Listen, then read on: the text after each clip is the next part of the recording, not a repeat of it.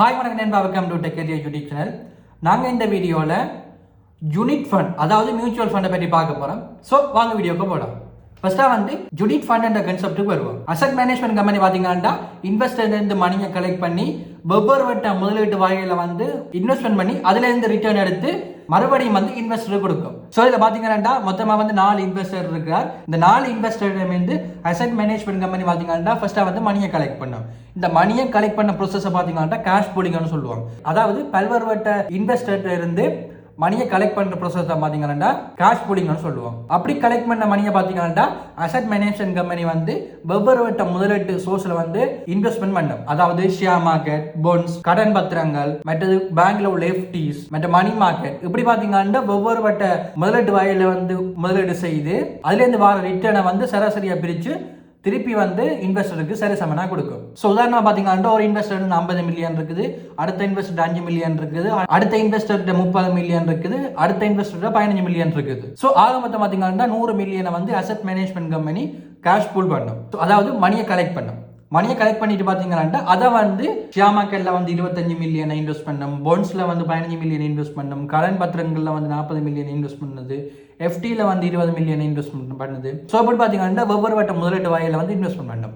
அதில் பார்த்தீங்கன்னா ஷேர் மார்க்கெட்ல 2.5 மில்லியன் ரிட்டர்னாக வருது. அதே நேரம் பாண்ட்ஸ்லேருந்து 1.5, கடன் பத்திரங்கள் 4.2, எஃப்டிலேருந்து 2 மில்லியன். ஸோ இதுலேருந்து வர ரிட்டர்னை பார்த்தீங்கன்னா சராசரி கால்குலேட் பண்ணி சரிசமனா பிரித்து திருப்பி இன்வெஸ்டருக்கே ரிட்டர்ன் பண்ணும். இப்போ ஒரு சந்தேகம் பெறும், நாங்களே அந்த வெவ்வேறு வட்ட முதலீட்டு பிளான்ல இன்வெஸ்ட்மெண்ட் இல்லாமல் எதுக்கு நாங்கள் அசட் மேனேஜ்மெண்ட் கம்பெனி மூலம் இன்வெஸ்ட்மெண்ட் பண்ணணும்னு சொல்லி ஸோ அதை அண்டர்ஸ்டாண்ட் பண்ணுறதுக்கு ஒரு சிம்பிளான ஒரு சினாரியோ எடுப்போம். உங்கள்கிட்ட ஒரு 10 மில்லியன் ரூபாய் இருக்குது, நீங்கள் அதை பேங்க்ல எஃப்டில போட போறீங்க. ஸோ நீங்க அந்த 10 மில்லியனை என்எஸ்பி எஃப்டில டிபாசிட் பண்றீங்க.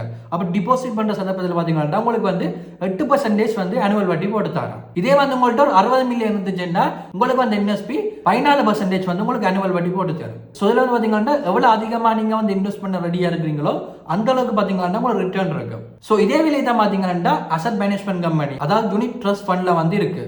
அதாவது வெவ்வேறு வட்ட இன்வெஸ்டர் இருந்து மணியை கலெக்ட் பண்ணி ஒரு பெரிய அமௌண்டா பாத்தீங்கன்னா asset management company cash pool பண்ணும். அந்த பெரிய அமௌண்ட பாத்தீங்கன்னா ஒவ்வொரு வட்ட முதலீடுல இன்வெஸ்ட்மெண்ட் பண்ணிக்க அதுல இருந்து வார ரிட்டர்ன் அதிகமா இருக்கும். அதாவது இண்டிவிஜுவலா நீங்க ஒரு முதலீடு ஆப்ஷன்ல இன்வெஸ்ட்மெண்ட் பண்ணி வார ரிட்டர்னுக்கும் யூனிட் ட்ரஸ்ட் மூலம் நீங்க எடுக்கிற ரிட்டர்னுக்கும் பெரிய அளவு வித்தியாசம் இருக்கும். நெக்ஸ்டா இந்த யூனிட் ட்ரஸ்ட் ஃபண்ட் அதாவது மியூச்சுவல் ஃபண்ட் சேர்ந்து பாத்தீங்கன்னா SCC securities and exchange commission of Sri Lanka. இந்த எஸ்சிசில பாத்தீங்கன்னா 15 to 16 கம்பெனி லைசன்ஸ் கொடுத்து ஆத்தரைஸ் பண்ணி வச்சிருக்காங்க. சோ இதுல பாத்தீங்கன்னா தெரியும் ஆபிகோ, Asia securities, asset trust management பிவிடி, capital alliance investment, JP finance, அப்படி சொல்லி பாத்தீங்கன்னா டோட்டலா 16 கம்பெனிஸ் இருக்கு. சோ நீங்க இந்த 16 கம்பெனில ஒரு கம்பெனி நீங்க சூஸ் பண்ணி நீங்க மியூச்சுவல் ஃபண்டை செய்து கொள்ளலாம். நெக்ஸ்டா இந்த யூனிட் ட்ரஸ்ட் ஃபண்ட் அதாவது மியூச்சுவல் ஃபண்டையும் எஃப்டியும் தான் பாத்தீங்கன்னா நிறைய பேர் கம்பெனியா பண்றவங்க. சோ இந்த ரெண்டுக்கு முன்ன வித்தியாசம் என்னன்னு சொல்லி பாத்தீங்கன்னா எஃப்டில ஒரு ஸ்டாண்டர்டான வட்டி வீதம் இருக்கு. அதாவது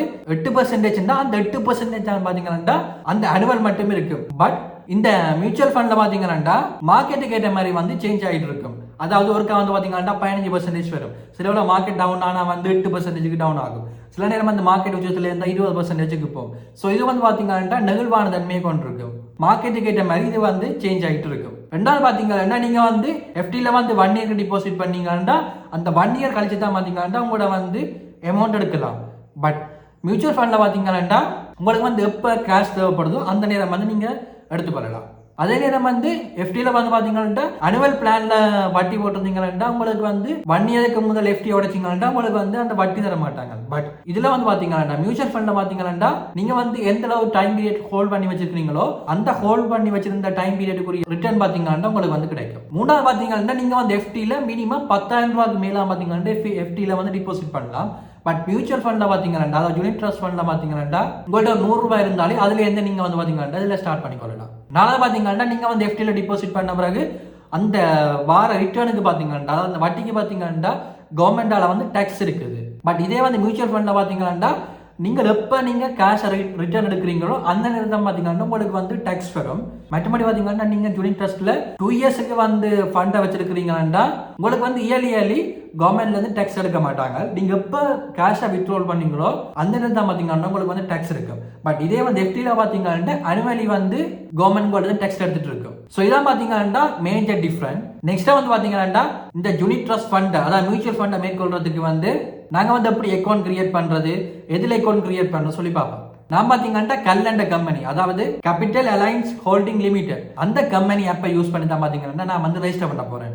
அது எப்படி செய்யறேன்னு சொல்லி பார்த்தீங்கன்னா கல்லண்டு சொல்லி சர்ச் பண்ணி கொண்டீங்கன்னா capital alliance holding limited app வரும். ஸோ அதை வந்து டவுன்லோட் பண்ணிக்கொள்ளுங்க.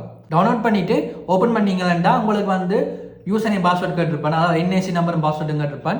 நீங்கள் வந்து ஃபர்ஸ்ட் டைம் யூஸ் பண்ணுறபடியா சைன் அப்பை கொடுத்துக்கொள்ளுங்க. சைன் அப்பை கொடுத்தீங்க அந்த இப்படி ஒரு பேஜ் வரும். அதில் பார்த்தீங்கன்னா என்ஐசி நம்பர் இருக்கும். ஸோ உங்களோட என்ஐசி நம்பர் என்டர் பண்ணி நெக்ஸ்ட் கொடுத்தீங்கன்னா உங்களோட ஃபோன் நம்பர் இமெயில் அங்கே இருக்கும்.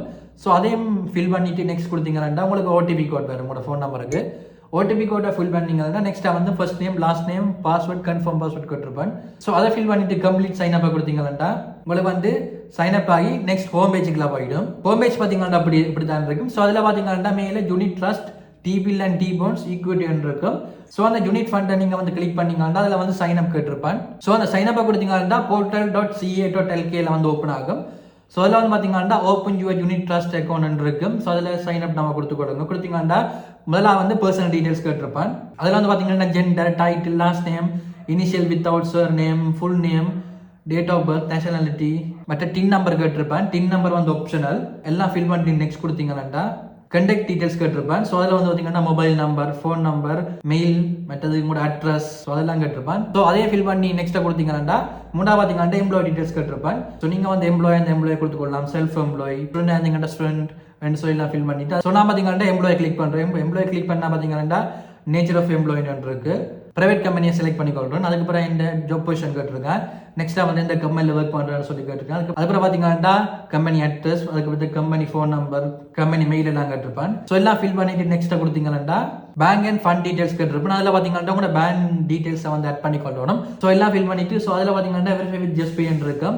ஸோ அதை கிளிக் பண்ணீங்கன்னா உங்களுக்கு வந்து உங்களோட அக்கௌண்ட்ல இருந்து அமௌண்ட் வந்து டிடக்ட் பண்ணுவோம். அதாவது 99% வந்து உங்களுடைய இருந்து அக்கௌண்ட்ல கழிச்சு இப்போ திருப்பி பார்த்தீங்கன்னா திருப்பி டிபாசிட் பண்ணி விடுவாங்க. இது பார்த்தீங்கன்னா ஜஸ்ட் நீங்கள் கொடுத்த அக்கௌண்ட் நம்பர் வந்து கரெக்டாக ஒர்க் ஆகுதுன்னு சொல்லி செக் பண்ண தான் பார்த்தீங்கன்னா இந்த ஆப்ஷன் இருக்குது. அதுக்குள்ள பார்த்தீங்கன்னா கரன்சி, எக்ஸ்பெக்ட் வேல்யூ, இன்வெஸ்ட்மெண்ட் அந்த டீடைல்ஸ் எல்லாம் கேட்டிருக்கேன். ஸோ அதெல்லாம் ஃபில் பண்ணிட்டு நெக்ஸ்ட்டாக கொடுத்தீங்கன்னா அடிஷனல் டீடைல்ஸ் வெரிஃபிகேஷன் இருக்கும். ஸோ அதில் வந்து உங்களோட ரெசிடென்ஸை வந்து அதாவது உங்களோட இருப்பிடத்தை வந்து நீங்கள் உறுதிப்படுத்தணும். அதெல்லாம் ஃபில் பண்ணிட்டு திருப்பி நெக்ஸ்ட்டாக கொடுத்தீங்கன்னா நெக்ஸ்ட் பேஜில் வந்து அதர் இன்வெஸ்ட்மெண்ட் ப்ராடக்ட் இருக்கும். ஸோ அதில் வந்து பார்த்தீங்கன்னா கொஞ்சம் டீடைல்ஸ் இருக்கும். ஸோ அதே வந்து ஃபில் பண்ணிட்டு நெக்ஸ்ட்டாக கொடுத்தீங்கன்னா உங்களோட சிக்னேச்சர் கேட்டிருப்பேன். ஸோ அதே வந்து வச்சுட்டு டேர்ம்ஸ் அண்ட் கண்டிஷன் கொடுத்துருப்பேன். ஸோ அதை டிக் பண்ணி நெக்ஸ்ட்டாக கொடுத்தீங்கன்னா ஸோ அதுக்கப்புறம் பார்த்தீங்கன்னா உங்களோட NIC front and back upload பண்ணணும். அதே நேரம் வந்து உங்களோட பேங்க் ஸ்டேட்மெண்ட் இருந்த ஸ்டேட்மெண்ட் அப்படி இல்லாட்டி வந்து பேங்க்ல ஸ்டேட்மெண்ட் எடுத்து அதை வந்து அப்லோட் பண்ணிக்கொள்ளுங்க. அப்லோட் பண்ணிட்டு நெக்ஸ்ட்டாக கொடுத்தீங்கன்னா ஈஸி வீடியோ வெரிஃபிகேஷன் இருக்கு. ஸோ இதில் வந்து பார்த்தீங்கன்னா நீங்கள் வந்து உங்களோட கேமரா ஆன் பண்ணி உங்களோட ஐசி நம்பரை வந்து ஷோ பண்ணணும். அது இப்போ சப்மிட்டாக கொடுத்தீங்கன்னா உங்களுக்கு வந்து சக்ஸஸ்ஃபுல்லாக அப்ளிகேஷன் வந்து சப்மிட் ஆகிடும். அப்ளிகேஷன் சப்மிட் ஆனவரை பார்த்தீங்கன்னா 1 to 2 weeks வந்து அதை வெரிஃபை பண்ணி எடுப்பேன். ஒன்ஸ் வெரிஃபை எல்லாம் பண்ணவரை பார்த்தீங்கன்னா நெக்ஸ்ட் ஸ்டெப்பை வந்து உங்களுக்கு மெயில் பண்ணுவேன். இது வந்து பார்த்தீங்கன்னா சிஎஸ்சி ஆப் கிரியேட் பண்ணுற அதே ப்ரொசீஜர் தான் பார்த்தீங்கன்னா இதுலேயும் இருக்கு. ஸோ இவ்வளோ தான் வீடியோ. இப்போ உங்களுக்கு ஐடியா வந்திருக்குன்னு நினைக்கிறேன். மியூச்சுவல் ஃபண்ட் அதாவது யூனிட் ட்ரஸ்ட் ஃபண்ட் என்ன, எப்படி மியூச்சுவல் ஃபண்டை நாங்கள் வந்து ஸ்டார்ட் பண்ணலாம்னு சொல்லி. ஸோ இப்படியான இன்ஃபார்மேட்டிவான விஷயங்கள் வந்து உங்களுக்கு கண்டிப்பாக வரணும்னா மறக்காம நம்ம சேனலை ஃபாலோ பண்ணுங்கள். தேங்க்யூ நண்பா.